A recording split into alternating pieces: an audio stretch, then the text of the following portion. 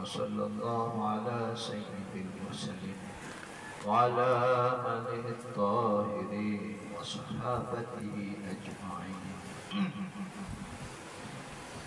قال المصنف رحمه الله ونفعنا بعلومه وعمله في الدارين. باب من يدخل في الأمر ومن لا يدخل فيه. Bab sino yadkhulu ang pasok fil amri sa utos, wa man la yadkhulu fihi at sino ang hindi pasok sa utos. Kamana sino kaya ang katamaan ng utos? Halimbawa, dalawang magkapatid, yung isa malaki, yung isa maliit. Ariyo, magwalis kayo. Ariyo, sino ang tinamaan doon sa dalawa ng utos? Ariyo, natamaan ba ng utos yung maliit o yung malaki lang ang tinamaan ng utos? Lagi din, no, ito mayroong taklok, mayroong connection doon sa una, pero ito ang gusto niyang talakayin dito ay fi bayanin, no, taklif wa fi bayanin mukallaf wa ghairil mukallaf. Itong bab na ito gusto niyang talakayin kung sino ang mukallaf at sino ang hindi mukallaf.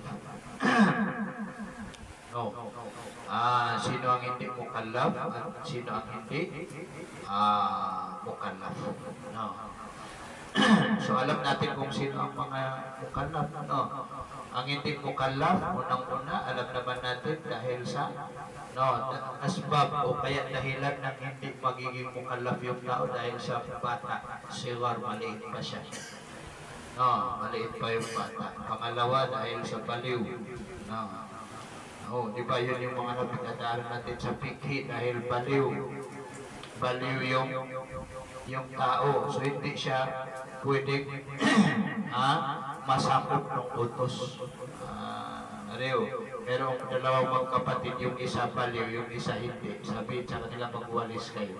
Sino ang inutusan doon? Yung hindi baliw. Pero yung baliw na ganun, dito ko pa ngayon. No, kasama pa sa hindi mukallaf na tinatawag na yung tawag dito yung nakakalimot. Nisyan, yung taong nakalimutan nyo po. Kasama sa nisyan yung taong kumbaga tulala sa biglang natulala. Magkaiba yung tulala at saka yung nakalimot kasi yung nakatulala ganunin ko lang na nakaalala na pero pag yung hindi, yung nakalimot talaga na kailangan na magbigay ka sa kanya ng medyo konting paliwanag nang sa ganun ay makaalala siya. Kasama pa doon yung tulog. Yung tulog na hindi rin mukallaf yung tulog. Hindi mukallaf yung tulog kasi yung tulog na ano ang alam niya? Wala siyang kaalam-alam, wala siyang kamuwang-muwang atiklan. Ayan yung tinatawag na masalat taklif. Kasama pa doon yung pagiging alipin. Yung pagiging alipin upama. Yung alipin na, pero hindi lahat ng utos na tawag dito, hindi lahat ng utos na hindi mukallaf ang alipin. Kumbaga yung ilang bahagi na. Ganon din yung nakulaps. Yung nakulaps na siyempre parang wala yung kanyang isipan. Ganon din yung nahilo. Yung nahilo na panuto sa mga tawa hindi tinamaan ng taklif. Halimbawa nahilo siya nalasing. Naluhur ba? May masuwak ko luhur. Wajib sa kanyang luhur? Hindi wajib sa kanyang luhur. Bakit? Kasi sa oras na yun ay wala sa kanya yung taklif. Wala sa kanya yung taklif. So halimbawa na alimbungatan siya pagdating ng asar. Alimbungatan siya pagdating ng asar. Wajib ba sa kanya sambayangan niya yung asar? Yung luhur? Hindi wajib sa kanya. Tulad ng nakulaps. Hindi wajib sa kanya na sambayangan. Pero wajib na ikoto. Wajib na ikoto. Tapos ano pa? Nasin, tawag dito nisyan. Tapos kasama pa sa hindi mukallaf na yung mukrah. Ibig sabihin ng mukrah yung winner sa tao, pinili ito pa. Sa pilitan na ipapagawa sa kanya yung bagay na bawal. Tulad sabihin sa kanya, uminom ka o uminom ka. Natapos na iniano sa kanya yung pag-inom mo pa. So yun yung mga iba't ibang uri ng mga tao na hindi pasok doon. Nakasama pa doon yung babae pag dumating sa kanya yung mga yung regla, yung nipas. Yung babae hiram niya mo sa regla gusto nipas, dapat puno to sa mga bagay na hindi siya tinatamaan o pamanang tawag nito utos. So ibig sabihin ng hindi tinatamaan ng utos, kung abutan siya doon ng kamatayan sa mga oras na yun, na walang sisingilin sa kanya ng agaman na kahit ano. Debons ka naman. Halimbawa, nagkataon na may regla yung babae, o di kaya nakatulog o pamasutaw, o lumagpas-lagpas yung wakto. Ayun na hindi na nagising yung tao na namatay na upang nagito na mayroon mong alam. Hindi siya yung tinatawag na pasok doon sa utos. Pati naman yan, tuturog. Pero, ang kaibahan lang, pag siya ay pag nawala yung tinatawag na awarin yung arit, yung kumbaga na yung mga dumating sa kanya ng mga kuwan, malaki dating tanong, naging obligado balik siya sa dati. Kaya lang, paglabas na sa wakto, padana sa kanya. Pero pag hindi pa lumabas ang wakto, wajib tinamaan siya.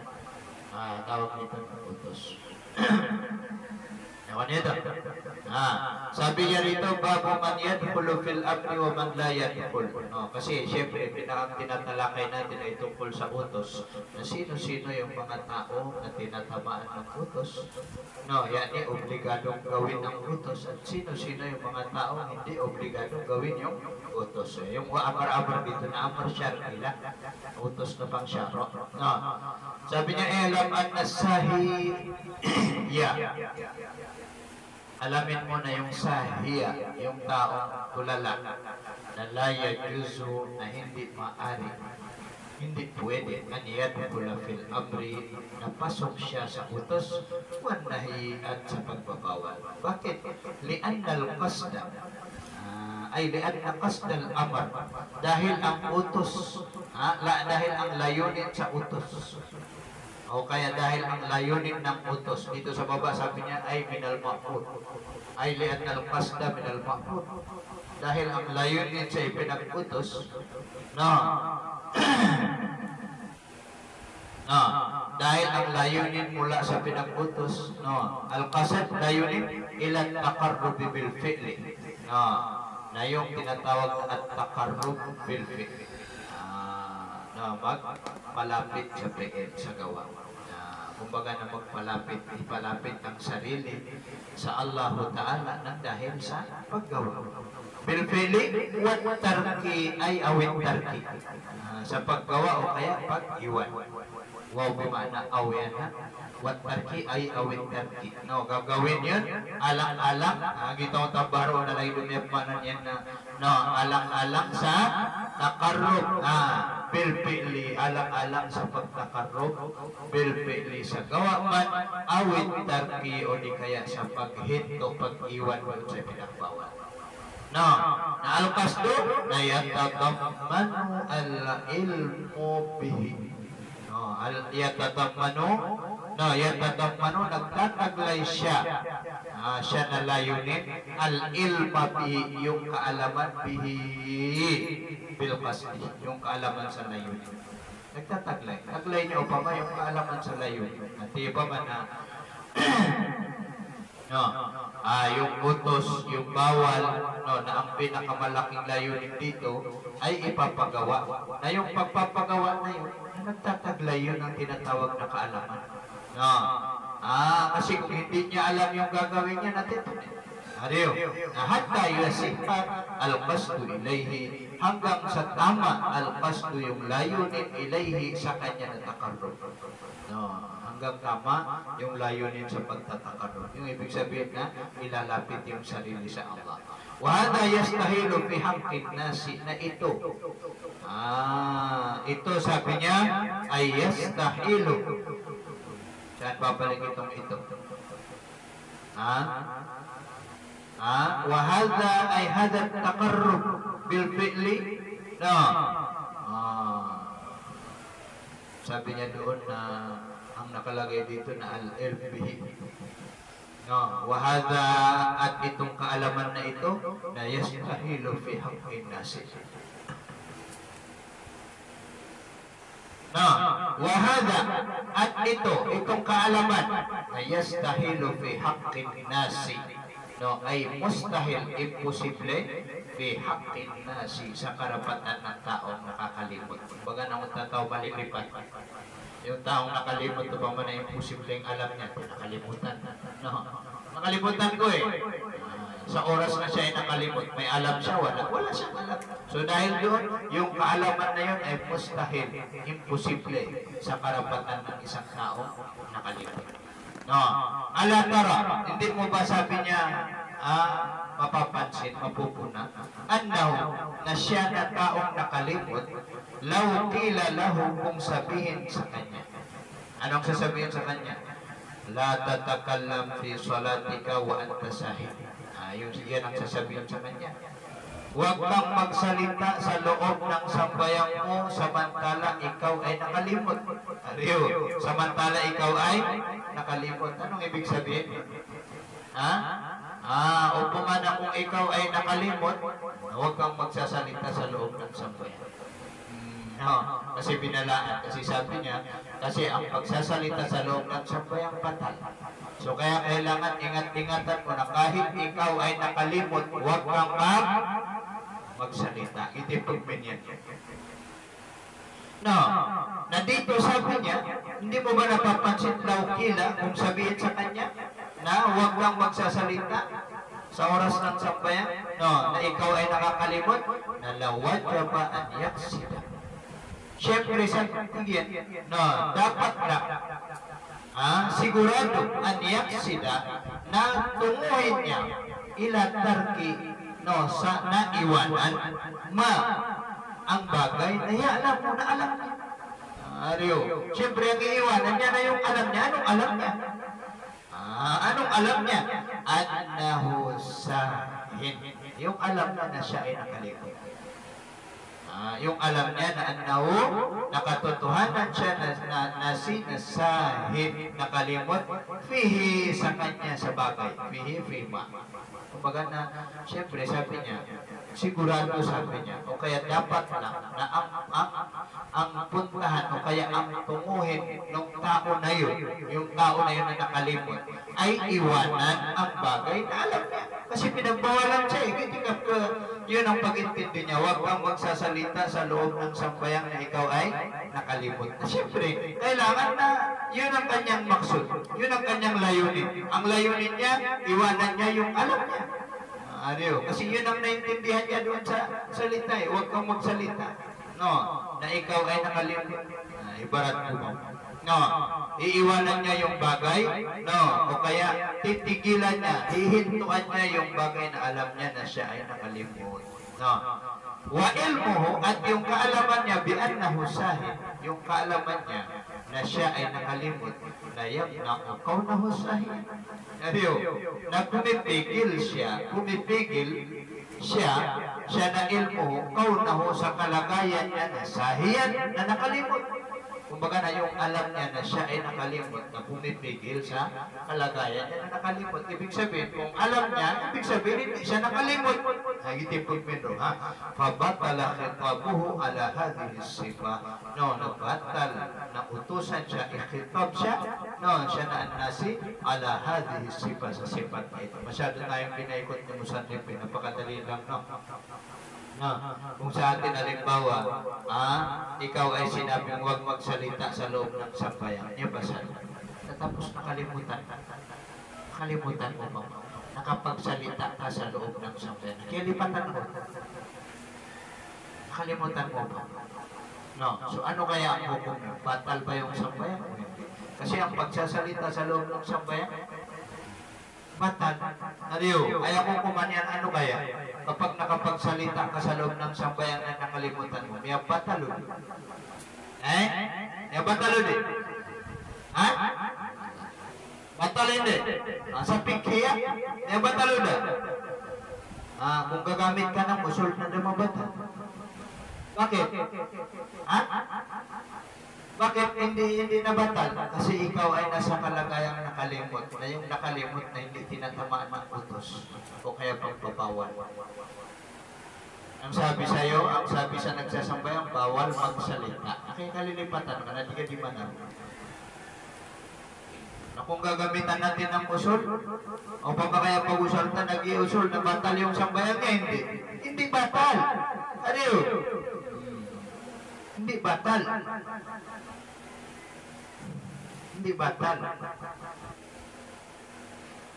Kung makapag-usalan ka sa usul, ano bang nakalagay sa pikhi? Batal hindi. Nakalimutan niya na nakapagsalita siya. Batal hindi. Sana halimbawa, katulad ng kisa sa Dulyatay, yung kwento ng Dulyatay na nasa Banjuria. Ano nagsalita yung lalaki na yung si Dulyatay. Maran yan nga, palayaw niya na Dulyatay. Nagsalita siya, sabi niya, ako si Ratis Salatu ya Rasulullah. Ariyo? Ha? Ako si Ratis Salatu ya Rasulullah, sabi niya. Alam niya yun o hindi? Kumbaga na nakalimutan niya. Kasi hindi pwede naman na hindi sabihin, hindi naman pwedeng sabihin na hindi niya alam. Nakalimutan niya yung oras na siya ay nagtanong na nakapagsalita siya. Kilipatan niya. Tapos ano ang sagot ng Rasulullah sallallahu alaihi wasallam? Na ang nabi rin na nakalimutan niya mo. Asada pa Dulyatay? Totoo ba yung sinabi ni Dulyatay? Nasabi naman ng mga tao pa man, yung mga tao pa man na sahi, tulala sila. Aliyo! Ay! Natapos na tumayo ang Nabi sallallahu alaihi wasallam, pinagpatuloy niya yun. Masabayan. Itaro siya. So lahat yung nangyari kay Dulyatay at saka sa Rasulullah at saka doon sa mga tao, nakapagsalita rin sila na Oo. Tahimik sila, tulala. Ariyo. So sa oras na yun, yung bawal magsalita na nawala sa kanila. Madagin. Gino to. Kasi nga sila ay nakalimot sila ay tulala. Ikimin nito. So ibig sabihin, no, pang kialipatan ka na, may katiro ka sa sunod sa sampayan. Hindi batal yung sampayan. Kung gagamitin natin ang usul. Kaya lang si isang furo na naikilap sana. Merong khilaf na yung mga ulama. Sinasabi nila, nabibihira daw yung pagsasalita sa loob ng sampayan. Kaya pinatulan nila ang nadiro, kalmado. Yung bihira na parang wala. So ayaw ko kumanira ng bata. Pero gusto lang niyang ipaliwanag, huwag kang magsalita kasi bawal magsalita sa loob ng sampayan. Problema na nakalimot ka. Ang kaida usuliya yan. Ang kaida ito ng usul. Pag ikaw ay nakalimot, batal. So yung pangyayari na gano'n nabibihira na hindi yun pwedeng gawing kiyas sa tignan. Kaya nga sabi sa kaida, an-nadir, kalmado. Yung bihira na parang wala lang. Parang hindi nangyayari. Ilan yung bibiyaw sa pikhiya? Faslun wa kadhalika la yajuzu khitabun naimi wala majnuni wala sakran wala sakaran at ganoon din na hindi pwede na ikhitab. Katulad ng hindi pwedeng ikhitab yung tao nakatulala o nakalimot na la yajuzu khitabun naimi, hindi pwede ikhitab ang tulog. Pati ka kausapin ang tulog. Sige, patamapit na kirakat. Walal majnun. Mas lalo na yung baliw, wala sa karan. Bakit? Dahil wala sa kanila yung matinong pag-iisip. Wala sa kanila yung matinong pag-iisip. Na yung zawalul aql na kasama yan, sa adabot taklif. Kaya nga sinabi doon sa ang tawag nito, ang pagkawajib ng sampayan ko pa na doon sa Muslim, aqil, balik. Aqil at saka balik. لأنه لو جاز خطابهم مع زوال العقل لجاز خطاب البهيمة. Dahil katotohanan al-hala wa sya'n, kung pwedeng utusan sila, ikhitab sila. Inanakitab naman ang kausapin niya yan utusan. Ma'azawalil aqli, kung pwedeng utusan sila kasabay ng pagkawala ng akal, ginanakhitab na hindi utusan. Diretso lang ang translate natin.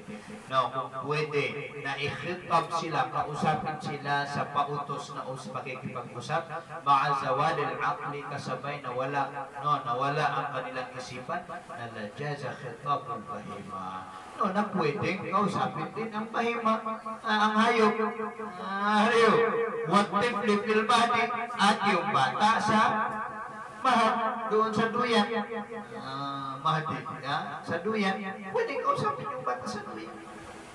Wahada, at itong ganito ay jawazu khitabihim ma'azawalil aql, o kaya jawazu khitabil bahima na la yaquluhu ahad, walang may isa man ang nakapagsabi na pwede. Nariyo, pamana reasoning power upama, common sense na yung bata na hindi mo matuturuan ng leksyon. Katulad ng hayop, hindi mo matuturuan ng leksyon. Bakit? Kasi tinanggal sa kanila ng Allah Ta'ala yung pag-iisip. So dahil doon sa walang pag-iisip, walang pag-intindi, na kapag wala yung pag-intindi, hindi walang utos ka, hindi niyang kasabutan. Faslun wa ammal mukrahu. Ito naman yung isa na naman na fayasihhu dukhuluhu fil khitab wa taklif. Nasah na pumasok siya na al-mukrah. Ito yung tinatawag na pinilit o puinersa. Fil khitab, sa usap, wa taklif, at saka sa taklif. At ang tafsiran, lagi na naman.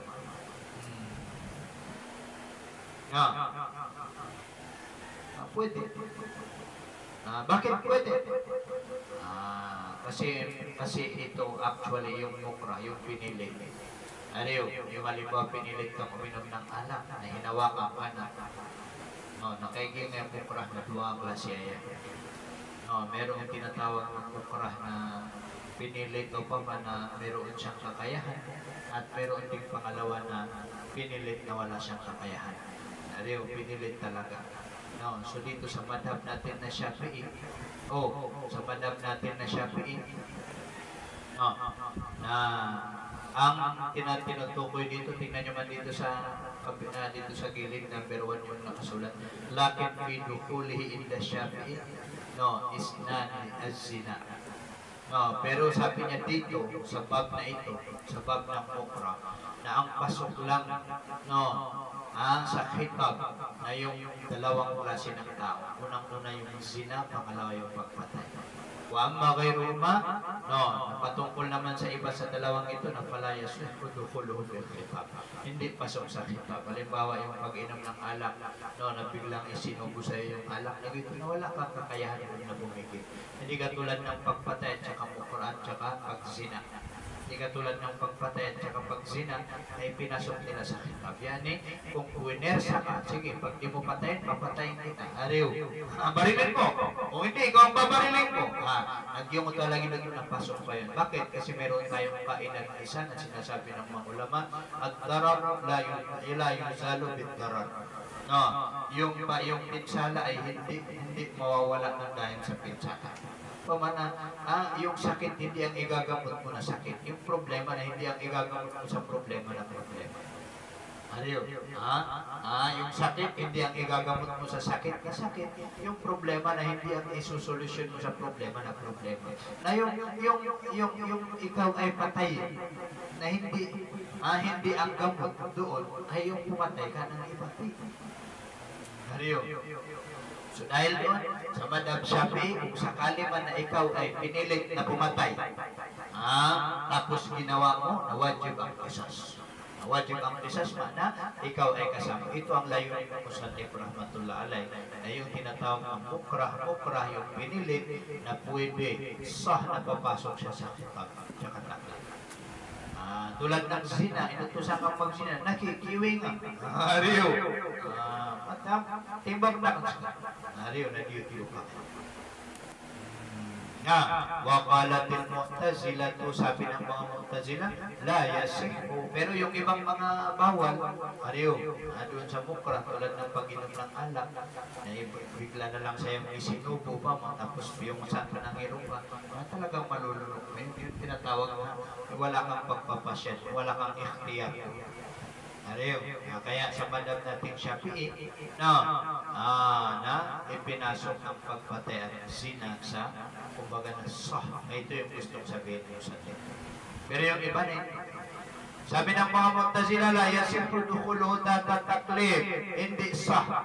Ano, pumasok siya sa namukra tahta taklif, no, sa ibaba ng taklif, na, sa ibaba ng hukum ng taklif. Wa hadha qad khata'un, at itong salita ng mga Mu'tazila mali. Bakit? Li'annahu law lam yasihha. No, dahil katotohanan siya na bukra, law lam yasihha taklifuhu, kung hindi korek taklifuhu na utusan siya, lama kullifa tarkal qatli. Dapat hindi rin, no, tiyak na hindi kullifa o obligahan tarkal qatli. No, na hindi pumatay, gina tarkal qatli, na hindi pumatay ma'al ikrahi, kasabay na siya ay pinilit.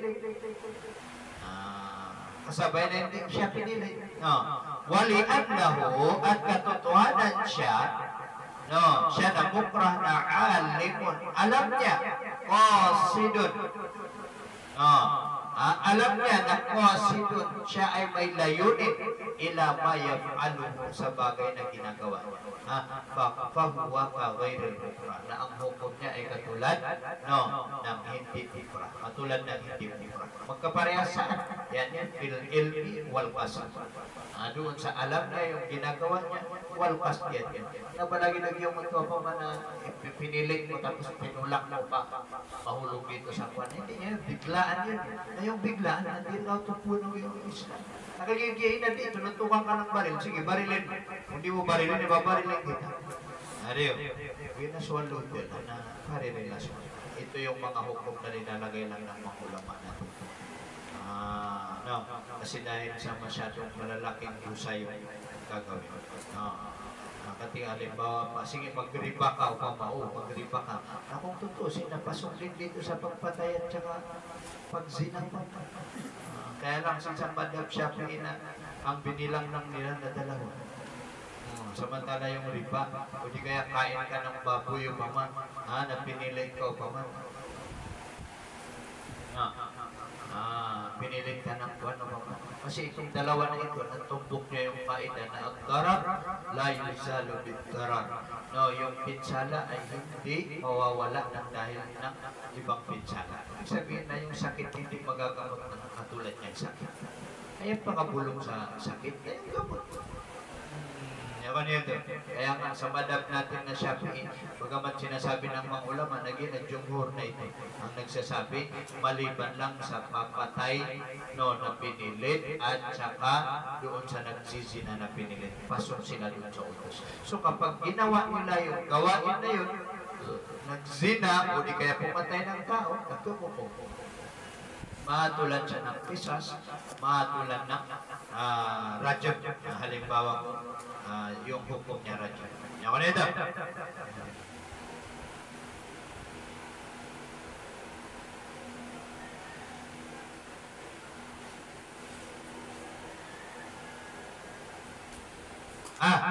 Faslun wa amma as-sabiyyu, yung bata na naman, palayan kulufit khitab at-taklif, na hindi pasok sa khitab ng taklif. Bakit? Bi anna syar'a qad warada, dahil ang syara na dumating siya na syara bi iskat at-taklif anhu, na naalisin ang taklif sa bata. No, di ba na yung tatlo na yun, no? Rufi al-qalamu an salasatin, no? Wasabi hatta yaktu, hanggang sa magkaroon ng isip. Ayun yung dalil sa hadis, hindi man na syamsi.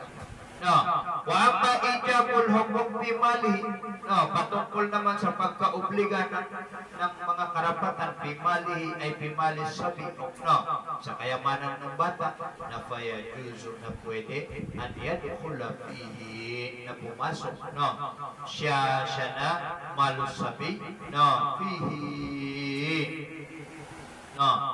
fihi fil taklif. pwede pumasok sa taklif. O kaya pwede pumasok sa khitab ng taklif. Fihi ay fi khitab ng taklif. Zakawan, tulad ng zakat, wat nafakat, at tulad din ng nafaka. Halimbawa, yung bata nag-asawa ng maaga, no, kasi khilaf na siya gusto hanapin. No, kasi ang hanapin na ginawa nilang hukom. No, pag once na yung utos, no, pag once na yung utos ay tumama na hindi kasama ang bata. No, pero sa atin na hindi, at nag-absent. No, pero pagdating sa upaman na kanyang kayamanan, napasok pa rin siya sa utos. At ang obligado magbigay ng zakat na yung wali ng bata. Nasisahan napin na hindi. Ibig sabihin na yung bata, sisahan napin na hindi wajib magbigay ng zakat. Kahit pa ang pera niya na bilyon-bilyon ng pera niya. Hindi wajib magbigay ng zakat. Bakit? No, kasi sa kanila upaman na basta bata. No, may dumating na dalil. Nasirap natin. No, kasi lilipat yung, kasi di ba yung hukom dalawa na hukom taklifi at saka hukom wati. Nalala na niya? Hukom taklifi at saka hukom wati. Nalaman naman ito pakatatanan ng khitabit taklif. Ano yung khitab ng taklif? Wajib, sunat, ano pa? Makruh, haram, ubah. Ginani khitab ng taklif, ginani taklif. Ano yun? Samantala, yung wati naman ay yung mga talab na tinatawag na sabab. Ano yun? Sabab. Ano ito na naging sabab? Naging asbab na yung bata ay inutusan magbigay ng zakat nung nagkaroon siya ng pera. Sabab doon? No. Nawajib magbigay siya ng zakat. Pero hindi siya yung maglalabas ng zakat. Yung wali niya, yung tagapangasiwa sa zakat. Ganon din halimbawa yung nafakat. Sirang tanong na hindi naman sinasabi na yung bata ay pasok sa taklif, ay sa khitab. Pero yung bata, hindi siya pinapasok doon sa khitab ng taklif, pero doon siya ipinasok sa khitab ng wati. Hukom, so hukom na dua, hukom taklif at saka hukom wati. Naruskan yan may apinsi ko hukom wati. So, dahil doon, na inobligan ng Shafi'iyah na yung bata wajib magbigay ng zakat kung halimbawa umabot yung pera niya sa nisab. No, ganun din nafakat o mga gastos. Na sino ang gagastusan niya? Na halimbawa, nag-asawa siya ng maagaw pa yung bata pa, pero pinag-asawa na, wajib na bigay niya yung nafakat. Mariyo, wajib, so nafakat na wajib. Saan po po rin? Sa pera niya. Sa pera ng bata. Doon sa kanyang pera. So, para mo na rin sinabi na yung bata, tinamaan ang khitab. Yan khitab, pero hindi khitab taklifi. Khitab, wati. Khitab hindi khitab taklifi, khitab, wati. Fa'inna taklifa wal khitab fi dhalika ala waliyihi dunihi. Na yung taklif at saka yung khitab fi dhalika sa nabanggit. Fi dhalika ay ijabil hukuk fi malihi na ala waliyihi ay sa kanyang tagapangasiwa dunahu hindi siya nasabi. Tapos kanina ang magpapatupad ng mga ganun na utos sa kanya tulad ng zakat at saka nafaka na yung kanyang wali, hindi siya. Yan ito. Faslun wa akmal abin fa innahum yadkhuluna fil khitab. Pati yung mga alipin pasok din sila sa khitab.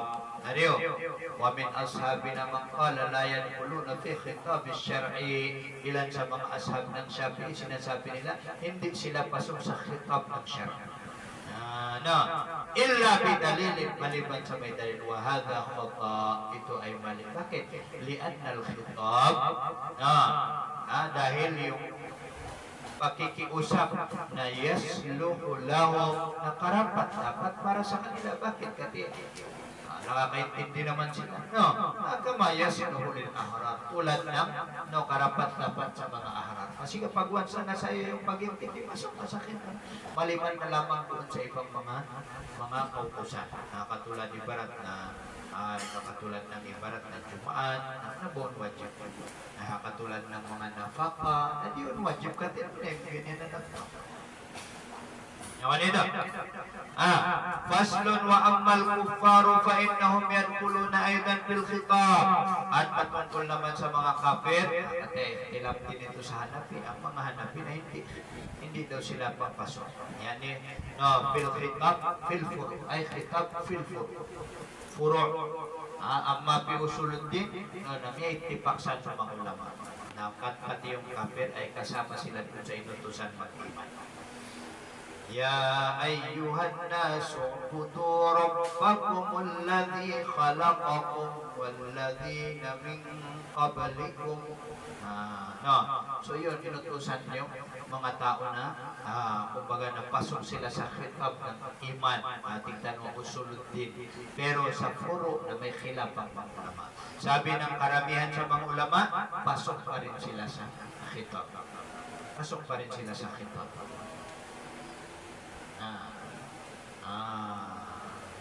Pasok pa rin sila sa khitab.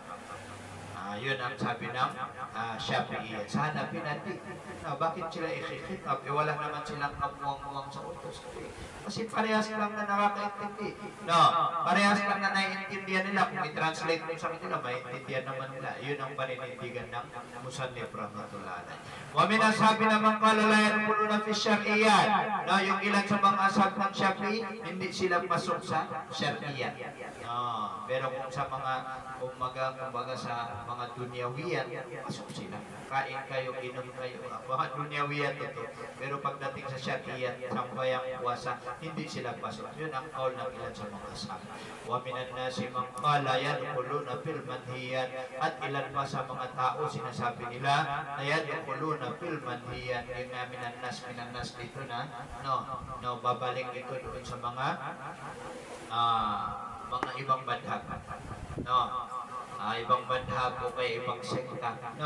Man wala sinabi nila na yadkhuluna fil manhiyat. Pasok sila sa manhiyat. Doon sa pinagbabawal. Kasama sila sa pinagbawal.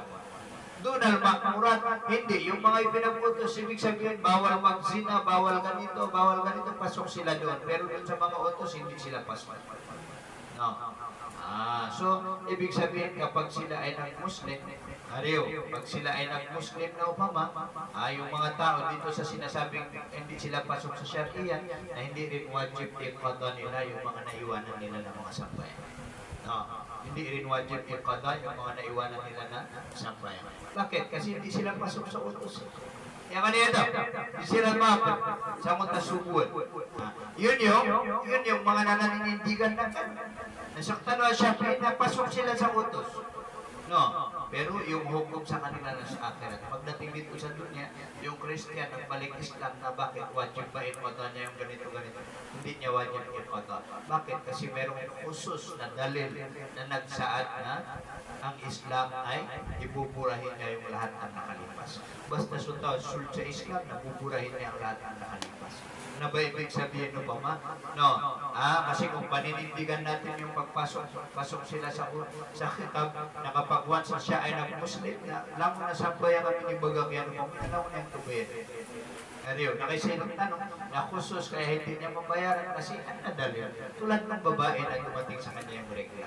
Yung babae na dumating sa kanya yung regla, na merong dalil na nagsasaad na yung sambayan na hindi niya mabayaran panahon na siya ay may regla. Pero meron din dumating na yung puwasa na babayaran niya doon sa panahon ng kanyang regla. Kung pwede din. Ayun ay panibagong dalil ng panibagong. Pero, nagsasaad na sila what dalil at ang dalil ala annahum yadkhuluna fil jami'. Nakatotohanan sila ng mga kafir na yadkhuluna fil jami'. Pasok sila sa lahat, yani al-ma'murat wal manhiyat. Jami'il ma'murat wal manhiyat. Na qawluhu ta'ala, qawluhu azza wa jalla, yung sabi ng Allah, ma salakakum fi saqar qalu lam nakum minal musallin. Ano ang nagpapasok sa inyo sa narakang sakar? Sabi nila, lam nakum minal musallin. Hindi ka bibsumbayan. Falaw lam yakunu mukhatabina bis-salah. Kung hindi ang lagay ng mga kafir na inutusan sila sa sambayan, lama aqabahum alaiha, na hindi parurusahan niya na Allah, hum sila alaiha alan nar. Hindi niya sila alaiha ay alasan. Hindi niya sila parurusahan dahil sa alaiha ay alat tarkisan. Yung ano ito? Yun ang isang dalil. Pangalawang dalil akli. Yung isa na dalil nakli. Yung ayat na yun, no? Pangalawa na dalil akli. Wali'anna salahal khitabi lahum at dahil sa kumbaga na ang pag-ayon ng khitab sa kanila ay tulad ng pag-ayon niya sa mga Muslim. No, napakama dakhalal muslimun na tulad ng pagpasok ng mga Muslim na wajaba na dapat din na pumasok ang mga lalaking mga kafir. Yan ular rijal al-kufar, mga kalalakihan sa mga kafir. Dapat na maapon sila. No, dapat na maapon sila. Dapat kasama din sila. Bakit nga? No, kasi nang may dalil. May dalil. So dahil doon sa dalil, ginawang usul. Ay manapakasa lagi ng dalil ijmali, nabanggit na natin nung una, na dahil sa dalil tafsili, ay kaya pakapunin na ganun. So, yung kafir, ano ito na kung kumano kafir? Na ginawa nilang naman. Ibig sabihin yung kafir na lahat ay pasok sila. Lahat ay pasok sila. Ilaman ito, ginaman ito, tawag dito kapag yung kafir zimmi nakatira sa lugar ng mga Muslim, siya ay nagsina, wajib po mapalo siya. Kung siya ay nakapatay ng tao, wajib na ikisa siya. Dito tumatanda sa wajib na pasok siya doon sa hukom. Pamana yung mga masala na kuwan. So itong pagiging kafir, na kung pagdating sa usulod din na itifak sa mga ulama, wajib at saka pasok sila doon sa utos na mag-iman. Pasok sila doon sa utos na mag-iman. Ang nakhilap lang ang mga ulama natin ay itong furu'uddin. Yung iba sabi nila, pasok. Yung iba naman sabi nila, hindi pasok. Tulad ng mga Hanafi na hindi sila mukhatab dito sa dunya. Hindi sila mukhatab dito sa dunya. Sa atin naman, mukhatab. Wallahu a'lam. Wa amman nisa'u fa innahunna la yadkhulna fi khitabir rijal.